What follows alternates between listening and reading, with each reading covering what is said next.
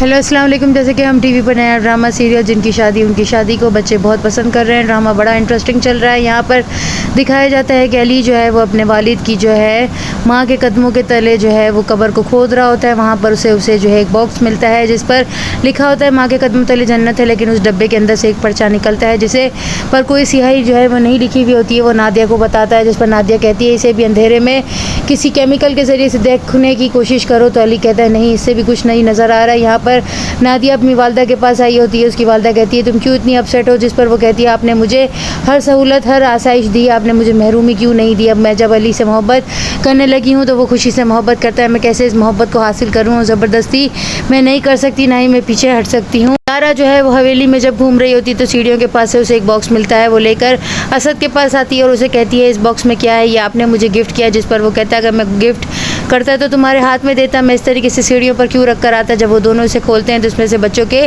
कपड़े निकलते हैं। वो हाथों में लेकर देखते हैं और एक दूसरे को कहते हैं जब ये हमने नहीं दिया तो फिर किसने दिया। जिस पर वो लोग कहते हैं शायद अली ने दिया होगा। यहाँ पर चमकी जो है वो उनकी तमाम बातें सुन रही होती है और उसकी आंखों में चमक होती है।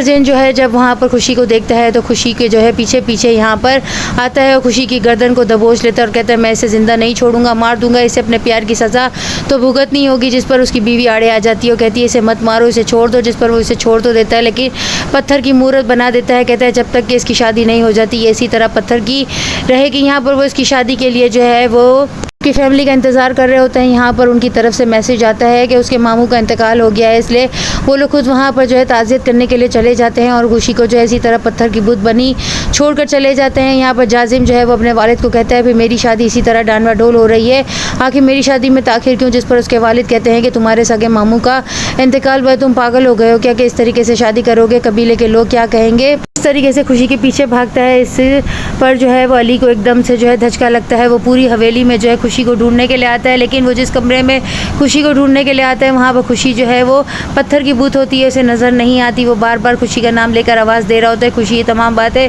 सुन रही होती है लेकिन जो है वो किसी किस्म का कोई इशारा जो है वो नहीं दे सकती है। वालदा जो है वो किसी बाबा के पास जाएगी और उसे कहेगी कि जिनजादी के कब्ज़े से मेरे दामाद को छुड़वा दें, वो मेरे दामाद है, मेरी बेटी से उसकी शादी होने वाली है। लेकिन जिनजादी ने उसे कब्ज़ा कर लिया। यहाँ पर वो ज़ारा को भी बताएंगी कि मैं अली की मोहब्बत को जो है उसे दिलवाने की कोशिश करूँगी। जिस पर वो अपने शौहर को कहती है लेकिन अली तो जो है वो नादिया को मोहब्बत ही नहीं करता, वो तो खुशी से मोहब्बत करता है। उनका तावीज़ का असर कहीं उल्टा ही ना हो जाए। यहाँ पर आज़र के ऊपर जो है ये लोग ऐसा जो है वार करेंगे जिससे आज़र जो है वो पत्थर का बुत हो जाएगा और वो लोग सब उसे उठाकर हवेली में आ रहे होंगे और वो उनसे उठ भी नहीं रहा होगा। कहता है कि कोई आसमानी ताकत और आसमानी हथियार की ज़रूरत होगी जिससे हम इन जिन्नात से छुटकारा हासिल कर सकते हैं। जिस पर नादिया कहती है यानी आसमानी किताब की नहीं, हमें आसमानी किताब के ज़रिए से आसमानी हथियार की ज़रूरत है। हमें ये पहली बूझनी होगी तभी हम इन जिन्नात का खात्मा कर सकते हैं और इस हवेली को दोबारा से हासिल कर सकते हैं। नेक्स्ट एपिसोड में और क्या दिखाया जाएगा।